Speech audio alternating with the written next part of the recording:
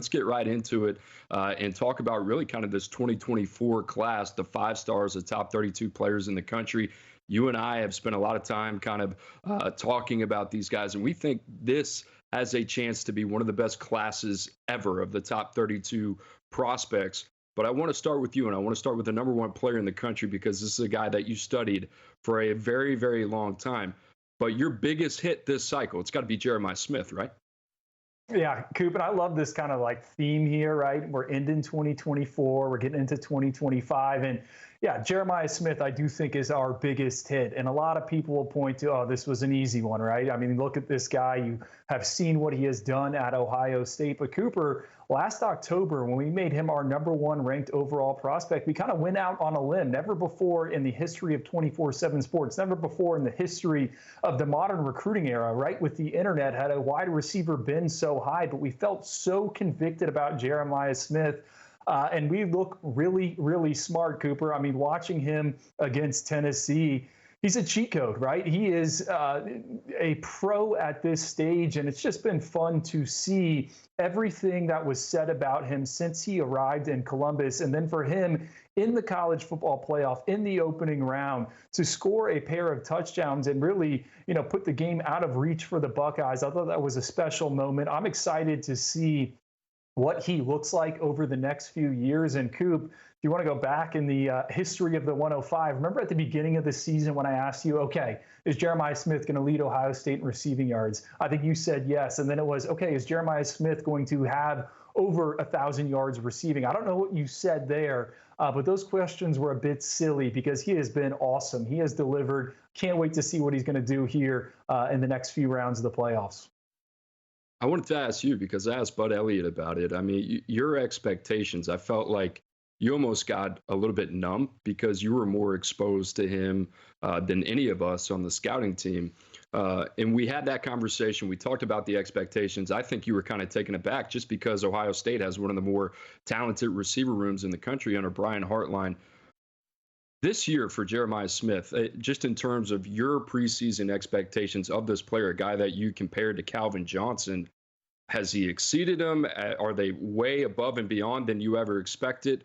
And then kind of what do you expect for the player from here? Because, what he's done in 1 year over 1,000 yards. I mean, we're talking about this guy breaking the record of Chris Carter at Ohio State. So the sky is obviously the limit here. Oh, he's absolutely exceeded them, Cooper. And, Jeremiah Smith, right? Yeah, saw him as a freshman, followed him as a sophomore, junior, senior in high school. It felt like every time he showed up to an event, he was a top performer. You almost got, I don't know, you tried to find ways to not make him the alpha dog of an event. And, the last receiver was really like that was Brandon Inniss, who was at Ohio State. We saw him, he really hasn't kind of broken through there in Columbus. So in the back of your head, you're right, okay, he's going to this to zone 6 where they have so many different playmakers. Hey, is Jeremiah Smith, is he going to need some time? And then he didn't. So, yeah, it's surprising in that sense. And then the other thing that stands out to me, Cooper, is just that mindset, right? Almost a year ago to the date, Jeremiah Smith showed up in San Antonio for the All-American Bowl as the number one ranked player in the country. He had no reason to be there, but he wanted to prove himself. He also wanted to honor his commitment to the game. What does he do? He balls out all 3 days in practices. He scores the game's opening touchdown, and he was a mismatch all week. And I remember leaving the team hotel the day after the game. It's at 6 a.m. I'm waiting for my Uber. Jeremiah Smith's waiting for an Uber. I said, hey, thank you for playing in this. And he said, of course, why wouldn't I? Asked him where he was going. He was flying to Columbus to start the spring semester there as an early enrollee. And just everything since then has been pretty cool, pretty special to watch. What is he going to look like, hey, as a sophomore, as a junior? I know we're going to talk about the Heisman here in a little bit. But this is a guy that is now a household name. Can't talk about college football and not mention Jeremiah Smith. Taking it by storm. And one of those other guys that he was competing with earlier in the season for freshman honors, I guess you could say, Ryan Williams. We'll talk about him a little bit later. Let's talk about the quarterback position. Let's talk about DJ Lagway, man. I think you and I both were kind of really, really eager to see DJ Lagway. And then it became more circumstantial. Billy Napier forced to play the young, talented freshman after starting quarterback Graham Mertz went down with an injury. How do you respond? Well, he started 7 games, 5-2, got injured in the first half versus Georgia as well. Completed completed just under 60% of his passes for over 1,900 yards, 13 touchdowns, and 11 interceptions, 12-9 there in the TD to INT ratio, a couple picks against Tulane in the bowl game. But Drew, I think DJ Lagway, you can put him in the same category as Jeremiah Smith, another guy that was ascending, put together a really, really strong senior season. Now, all of a sudden, Billy Napier's on the hot seat. Now you're looking at Florida as, hey, maybe that's one of those teams that behind DJ Lagway, they got a chance to crack the college football playoff, how things have changed, and it all started with Lagway. Yeah, and Coop, do you remember, I think when we were describing DJ Lagway really before his senior season in high school there at Willis in Texas, we said he was progressing as a passer. There was a ton of pushback from fans. We saw it on social media. We saw it on the 24/7 Sports message board. What do you mean he's progressing as a passer? How could this five-star prospect still not be a complete product? And, I would ask all those people after seeing what DJ Lagway did, do you agree with us? I mean, the flashes are certainly there. I mean, he can drop some high-level dimes. At the same time, he still needs to clean some things up. He needs to get more consistent with the ball placement. I think for Florida, the fact that they were able to finish the way they did is going to carry so much momentum. We saw it on the recruiting trail. Florida goes from outside of the top 50 in the rankings. They shoot up into the top 10. They're getting some guys in the transfer portal. That is the DJ Lagway effect. And Cooper, what I think is really scary, and I think you'll agree with me here, is we haven't seen the one element of DJ Lagway's game that I think really makes him a true difference maker. And that's his lower half. That's his ability with his legs. This is a kid that was on my freaks list. He could have played Division I baseball. He's extremely, extremely athletic. He injures his hamstring against Georgia. So we never really got to see DJ Lagway, the runner. I think he's a similar athlete in some ways to Anthony Richardson back when he was at Florida. So that's what I'm excited about heading into 2025 with DJ Lagway. Okay, let's see that dual threat ability once he's completely healthy.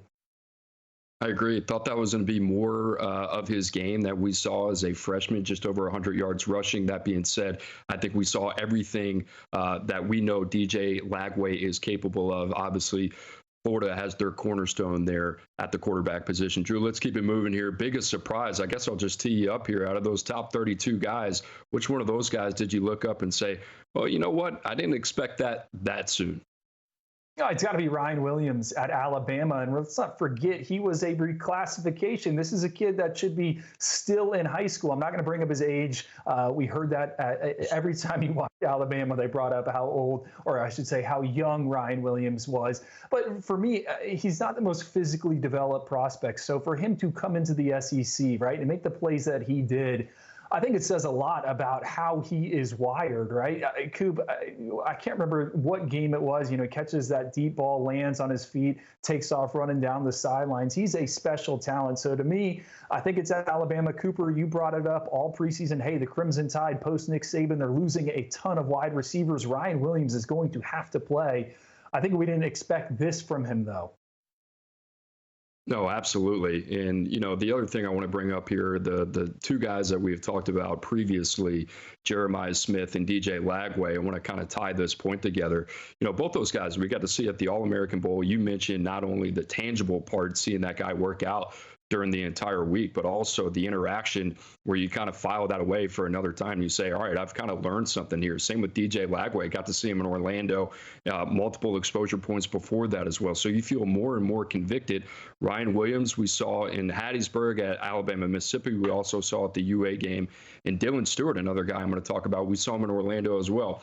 And a couple of those guys we weren't teetering on, but we were just trying to figure out where could these guys have the biggest impact and how soon could they have the biggest impact? Drew, I want to ask you, you're directly involved with the Navy All-American Bowl selection process.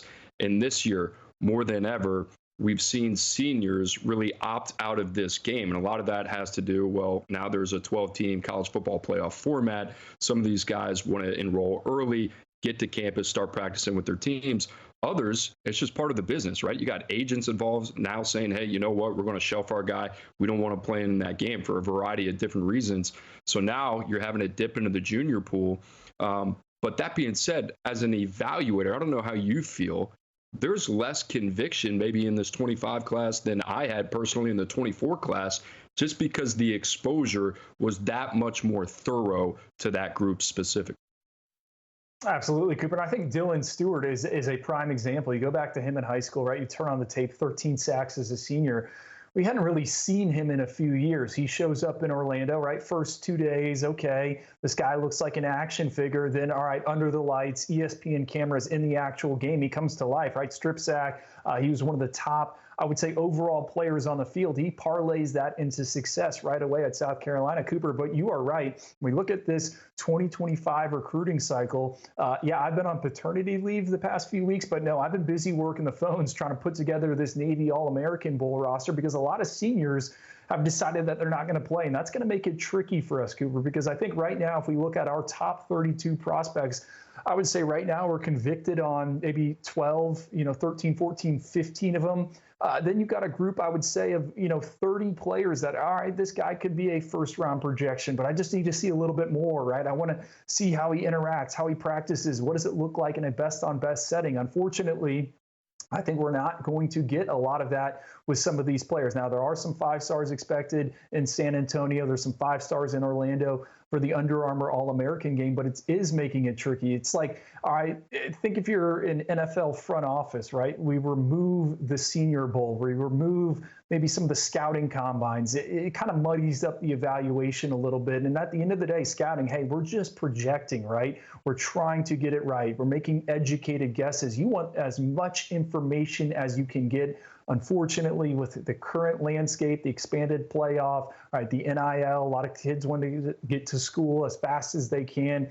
It's taken away from the evaluation process. Yeah, talk about trying to hit a moving target, and that's what it seems, right? More variables to consider, obviously less information, which, ultimately at the end of the day, it's going to be interesting to see how that impacts the accuracy of the rankings, which we'll get your feedback on that. I'm sure all of you watching out there